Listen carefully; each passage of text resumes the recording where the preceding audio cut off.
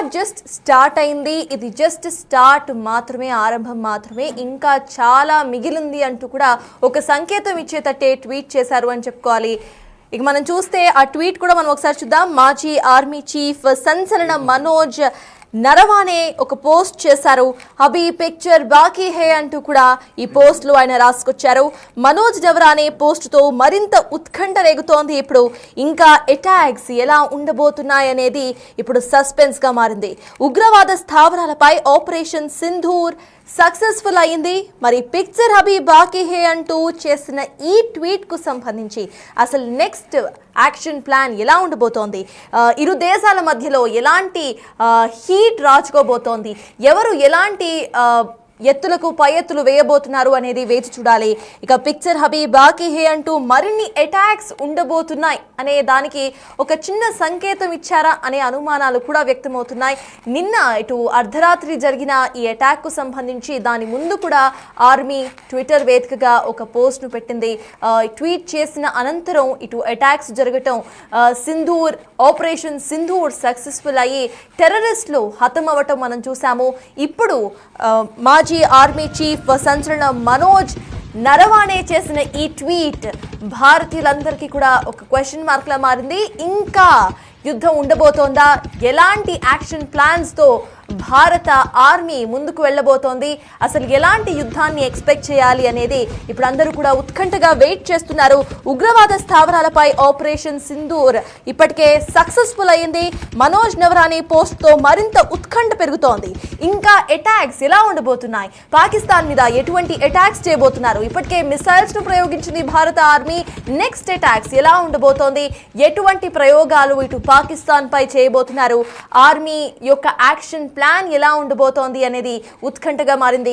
ఇక దీనికి సంబంధించిన పూర్తి అప్డేట్స్ మా ప్రతినిధి శివ అందిస్తారు. శివ, చెప్పండి. ట్వీట్ చూస్తున్నాము, బిగ్ టీవీ స్క్రీన్ మీద కనిపిస్తోంది. అభి పిక్చర్ బాకీ హే అంటూ కూడా మనోజ్ నరవానే ఒక ట్వీట్ చేశారు. సో నిన్న కూడా సేమ్ ఇలానే ఒక ట్వీట్ చేసిన అనంతరం ఆపరేషన్ సింధూర్ స్టార్ట్ అయితే, సో ఈ ట్వీట్ ని మనం ఎలా చూడాలంటారు? ఇంకా అటాక్స్ ఉండబోతున్నాయి అనే ఒక చిన్న సంకేతం అని అనుకోవాలా? అంతరార్థంగా కనిపిస్తా ఉంది. ఏదైతే మీరు చెప్పినట్లు నిన్న అటాక్ ముందు ఇండియన్ ఆర్మీ నుంచి ఒక ట్వీట్ చేశారు.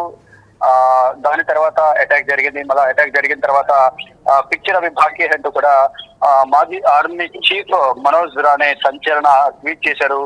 మొత్తం మనోజ్ నరవానే పోస్ట్ తో మరింత ఉత్కంఠ అయితే కొనసాగుతుంది. ఇంకా అటాక్ ఎలా ఉంటుందనే సస్పెన్స్ అయితే కొనసాగుతుంది. ఇప్పటికే కోలుకోలేని దెబ్బతిన్న పాకిస్తాన్ కు మాజీ ఆర్మీ చీఫ్ చేసిన ఈ ట్వీట్ మరింత గుబులు పిట్టిస్తున్న పరిస్థితి కనిపిస్తుంది. ఉగ్రవాద స్థావరాలపై ఆపరేషన్ సింధూర్ పేరుతో అటాక్ చేసి మొత్తం జైషే మహమ్మద్ సంబంధించిన చీఫ్ ఎవరైతే ఉన్నారో వారి కుటుంబానికి సంబంధించిన 10 మెంబర్స్, ఉగ్రవాదులు 4, మొత్తం దాడిలో కూడా 15 మంది చనిపోయినట్టు కూడా తెలుస్తోంది. ఇంకా మరిన్ని అటాక్లు ఉంటాయా అనే కోణంలో కూడా ఈ ట్వీట్ కు అర్థం పడుతోంది. ఏదైతే ట్వీట్ చేశారో మనోజ్ నరవానే అభి పిక్చర్ బాకీ హై అంటూ కూడా ఆయన ఒక ట్వీట్ చేశారు. దానికి సంబంధించి పలు రకాలుగా అంటే ఎవరికి తోచిన విధంగా వారు అర్థం చేసుకున్న పరిస్థితి కనిపిస్తుంది. ఇప్పుడే ఈ దాడి ఉగ్రవాద స్థావరాలను టార్గెట్ చేసుకుని దాడి చేశారు. నెక్స్ట్ ఎవరి టార్గెట్ గా దాడి జరుగుతోంది. కానీ భారత ప్రభుత్వం ఒకటే చెప్తోంది, మేము ఉగ్రవాదులనే టార్గెట్ గా చేసుకుని ఈ దాడులు ఉండనున్నాయి అనేది కూడా చెప్తున్నారు. దానికి తగ్గట్టుగానే ఎక్కడ కూడా సాధారణ ప్రజలపైన కానీ ఆర్మీ సైనికులు పాకిస్తాన్ ఆర్మీ పైన కానీ ఎక్కడ కూడా దాడి జరగలేదు. కేవలం ఎక్కడైతే పిఓకేలో ఉగ్రవాద స్థావరాలు అయితే ఎక్కడైతే ఉన్నాయో, ఎక్కడైతే ట్రైనింగ్ ఇస్తూ ఉన్నారో ఆ ప్రాంతాల్లో మాత్రమే భారత త్రివిధ దళాల సహకారంతో అందరూ కూడా సంయుక్తంగా ప్రధాని నరేంద్ర మోడీ కానీ భారత ప్రభుత్వం సహకారంతో భారతీయులందరూ కూడా అంతా సురక్షితంగా జరగాలి, ఎటువంటి నష్టం జరగకూడదు భారతీయులకు అనే ఉద్దేశంతో కూడా అందరూ భావించారు. దానికి అనుగుణంగానే నిన్న ఏదైతే ఈ అటాక్ కి ముందు ఏదైతే ఒక ట్వీట్ చేశారో ఆ ట్వీట్ తర్వాత అటాక్ జరిగింది. అటాక్ జరిగిన తర్వాత మళ్ళా ఇంకా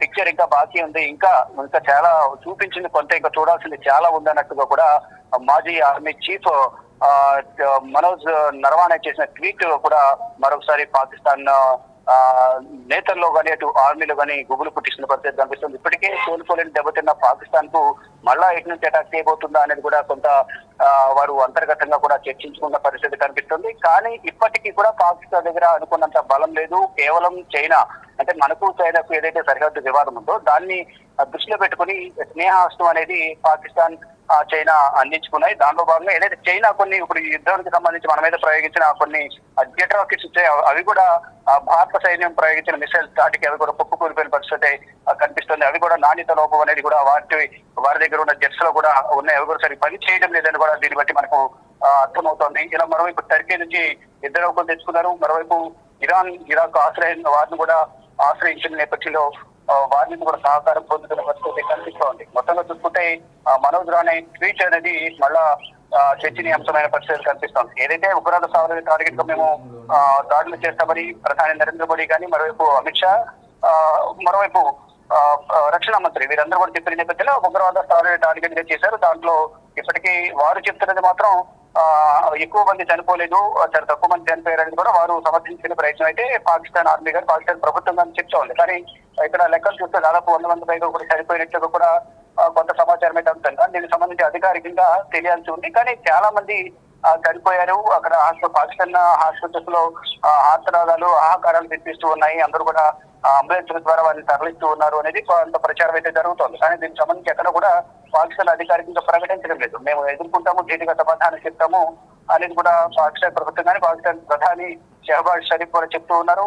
మరోవైపు అన్ని విధాలు కూడా పాకిస్తాన్ కు ప్రజెంట్ సిచ్యువేషన్ చూసుకుంటే కనుక అస్త దిగ్బంధనలు పెట్టి పాకిస్తాన్ పైన భారత ప్రభుత్వం, భారత త్రివిధ దళాలు అటాక్ చేశాయనేది ప్రధానంగా అందరూ ప్రపంచ వ్యాప్తంగా చర్చించుకుంటున్నారు. దానికి ప్రధానంగా ఉదాహరణగా మనం చూసుకుంటే కనుక పెహల్గాం లో ఉగ్రదాడి జరిగిన తర్వాత అన్ని విధాల ఆర్థిక మూలాలపై దెబ్బ కొట్టింది. సింధు నది పరివాహానికి సంబంధించి అది నీటి ఒప్పందాన్ని విరమించుకుంది. మరొక దానికి సంబంధించిన ఏదైతే డ్యామ్స్ ఉన్నాయో 6 డ్యామ్స్ వస్తాయి ప్రాజెక్టులు, దానికి సంబంధించి నీటి అంతా నిర్వహిస్తే భవిష్యత్తులో నీటి కష్టాలు ఉండే అవకాశం ఉందని కూడా భావించి అంతా కూడా హైడ్రో పవర్ ప్రాజెక్టులను కూడా నీటి సామర్థ్యం నిలువ పెంచే విధంగా కూడా నిర్మించబోతున్నారు. ఇదంతా కూడా పాకిస్తాన్ లో గుగ్గులు రేకెత్తించే విధంగా ఉంది. దీని గురించి ఆలోచిస్తున్న సందర్భంలో నేను మధ్యాహ్నం ఉన్నట్లుండి 2 డ్యామ్ల నుంచి 28,000 క్యూసెక్ నీటిని విడుదల చేసి మళ్ళా వరదలు వచ్చే విధంగా కూడా అక్కడ సిచ్యువేషన్ నెలకొంది. మళ్ళా వారందరూ కూడా లోతట్టు ప్రాంతాల ప్రజలను సురక్షిత ప్రాంతాలకు తరలించే విధంగా కూడా అక్కడ అధికార యంత్రాంగం అంతా కూడా నిమగ్నమై ఉంది. మరోవైపు భారత ప్రభుత్వం ఈ రోజు మాక్డ్రిల్ నిర్వహించాలని కూడా తెలిపిన నేపథ్యంలో అందరూ కూడా మాక్డ్రిల్ మోడ్ లో ఉన్నారు. ఇది ఎవరు కూడా భయపడకుండా అందరూ నిద్రిస్తున్న సమయంలో రాత్రి 1:05 ప్రారంభించిన ఈ అటాక్ అనేది 1:30 దాదాపు 22 నుంచి 25 నిమిషాల్లో మొత్తం అంతా కూడా స్థావర వల్ల కూర్చివేసా అటాక్ అంతా కూడా కంప్లీట్ చేశామంటూ కూడా దానికి సంబంధించి వింగ్ కమాండర్ అలాగే ఆర్మీ కల్నల్ కూడా డీటెయిల్డ్ గా ఇద్దరు మహిళలను ముందుంచి ఈ ఆపరేషన్ అంతా కూడా ఆపరేషన్ సింధూర్ అనే ఆపరేషన్ సింధూర్ ను అటాక్ ను స్టార్ట్ చేశారు. అది విజయవంతమైంది. దానికి సంబంధించి ప్రధాని నరేంద్ర మోడీ నివాసంలో కూడా సమావేశం జరిగింది. సమావేశంలో అందరూ కూడా విజయవంతమైన నేపథ్యంలో అందరినీ అభినందించారు. తర్వాత ఫర్దర్ గా ఎటువంటి యాక్షన్ ఈ విధంగా ముందుకు వెళ్ళాలి, ఎటువంటి విధానంతో ముందుకు వెళ్ళాలి. ఇప్పుడు పాకిస్తాన్ దెబ్బతిన్న ఇది దేశం కాబట్టి నెక్స్ట్ వారు ఏ విధంగా అటాక్ చేయబోతున్నారు, వారిని ఏ విధంగా ఎదుర్కోవాలి అనే అంశాలపై అందరూ సంసిద్ధంగా ఉండాలి అనేది కూడా ప్రధాని నరేంద్ర మోడీ అందరికీ సూచించారు. దానికి అనుగుణంగానే వివిధ దళాలని కూడా ఒకవేళ పాకిస్తాన్ అటాక్ చేయాలని చూస్తే దాన్ని చేతికి ఎత్తుకునేందుకు పాకిస్తాన్ సైన్యం కూడా సిద్ధంగా ఉందని పాకిస్తాన్ అటాక్ చేసేందుకు భారత వివిధ దళాలు సిద్ధంగా ఉన్నాయని కూడా అందరూ చెప్తున్నారు. మొత్తంగా చూసుకుంటే ఆపరేషన్ సింధూర్ విజయవంతం అవడం పట్ల అందరూ కూడా హర్షం వ్యక్తం చేస్తున్నారు. దీనికి సంబంధించి ఇద్దరిని కూడా ఫోన్ చేసి పాకిస్తాన్ పై చేసిన దాడిని సమర్థిస్తున్నాము, మేము మా మద్దతు మీకే అంటూ కూడా పాకిస్తాన్ పై దాడిని సమర్థిస్తున్నట్లుగా కూడా ఇజ్రాయెల్ తెలియజేసింది. ఇక ప్రజెంట్ సిచ్యువేషన్ చూస్తుంటే కనుక మనోజ్ నరవాణి చేసిన ట్వీట్ కొంత చర్చనీయాంశమైంది. తర్వాత ఎటువంటి అటాక్స్ ఉండబోతున్నాయనేది కూడా పాకిస్తాన్ లో కొంత ఉత్కంఠ కొనసాగుతాం. Right, thank you Siva. CS మొత్తానికి మనోజ్ నరవాణి చేసిన ఈ ట్వీట్ ఇప్పుడు అనేక క్వశ్చన్స్ను రైజ్ చేస్తోంది. ఇంకా వార్ ఉండబోతుందా? ఎలాంటి అటాక్స్ భారత ఆర్మీ చేయబోతోంది? పాకిస్తాన్ మీద ఏం ప్రయోగం చేయబోతోంది? అటాక్స్ ఎలా ఉండబోతున్నాయి అనేది మేజర్ క్వశ్చన్స్గా వినిపిస్తున్నాయి. ఇప్పటికే మిసైల్ అటాక్స్ జరిగాయి. మిసైల్ డ్రాపింగ్స్ మేజర్ టెర్రరిస్ట్ స్థావరాల మీద అయితే ఆర్మీ చేసింది. సో హబీ పిక్చర్ బాకీ హే అంటూ చేసిన ఈ ట్వీట్ యొక్క సారాంశం ఏంటి అని మీరు అనుకుంటున్నారో? Do let us know. Keep watching big TV.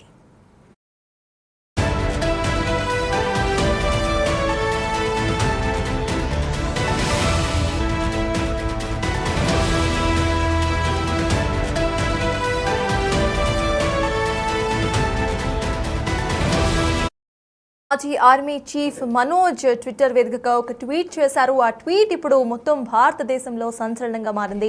Hubby picture బాకీ హే అంటూ ట్వీట్ చేశారు ఆయన. సో వార్ జస్ట్ స్టార్ట్ అయింది, ఇది జస్ట్ స్టార్ట్ మాత్రమే, ఆరంభం మాత్రమే, ఇంకా చాలా మిగిలింది అంటూ కూడా ఒక సంకేతం ఇచ్చేటట్టే ట్వీట్ చేశారు అని చెప్పుకోవాలి. ఇక మనం చూస్తే ఆ ట్వీట్ కూడా మనం ఒకసారి చూద్దాం. మాజీ ఆర్మీ చీఫ్ సంచలన మనోజ్ నరవానే ఒక పోస్ట్ చేశారు. హబీ పిక్చర్ బాకీ హే అంటూ కూడా ఈ పోస్ట్లో ఆయన రాసుకొచ్చారు. మనోజ్ నరవానే పోస్టుతో మరింత ఉత్కంఠ రేగుతోంది. ఇప్పుడు ఇంకా అటాక్స్ ఎలా ఉండబోతున్నాయనేది ఇప్పుడు సస్పెన్స్ గా మారింది.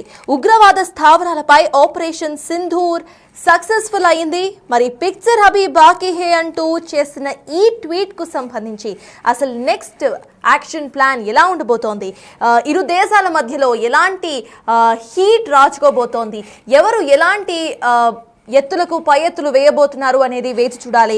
ఇక పిక్చర్ హబీ బాకీ హే అంటూ మరిన్ని అటాక్స్ ఉండబోతున్నాయి అనే దానికి ఒక చిన్న సంకేతం ఇచ్చారా అనే అనుమానాలు కూడా వ్యక్తమవుతున్నాయి. నిన్న ఇటు అర్ధరాత్రి జరిగిన ఈ అటాక్ కు సంబంధించి